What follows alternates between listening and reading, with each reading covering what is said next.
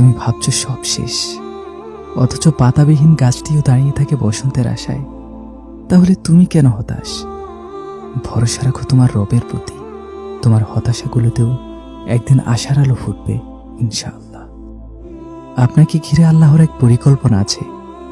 ভবিষ্যৎ নিয়ে দুশ্চিন্তায় মগ্ন হবেন না, কারণ ভবিষ্যৎ তো আল্লাহর আওতাধীন। বিশ্বাস করুন, আল্লাহর পরিকল্পনাই শ্রেষ্ঠ পরিকল্পনা। নিজের কাজটুকু করে যান, বাকিটা আল্লাহর উপর ছেড়ে দিন। এমনকি যখন আপনি কিছুই বুঝে উঠতে পারেন না, শুধু আল্লাহর উপর ভরসা রেখে কাজ করে যান।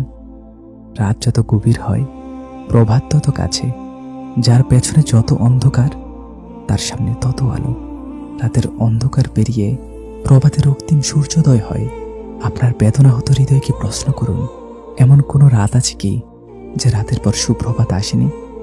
আপনার রব বলেছেন, তোমার জন্য পরবর্তী সময় আগের সময়ের চেয়ে শ্রেষ্ঠ। অচিরেই তোমার রব তোমাকে অনুগ্রহ দান করবেন, আর তুমি সন্তুষ্ট হয়ে যাবে।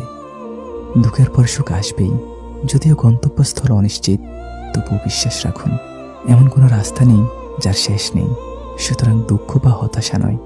আর ইমানদারের জীবনে সবকিছুই ইতিবাচক। ইমানদার সুখের দিনে শুকরিয়া আদায় করে, দুঃখের দিনে ধৈর্য ধারণ করে। আল্লাহ সুবহানাহু ওয়া তাআলা পবিত্র কোরআনে ইরশাদ করেছেন, হে মুমিনগণ, তোমরা ধৈর্য ও নামাজের মাধ্যমে সাহায্য প্রার্থনা করো। নিশ্চয়ই আল্লাহ ধৈর্যশীলদের সাথেই রয়েছেন। সূরা বাকারা আয়াত নং 153।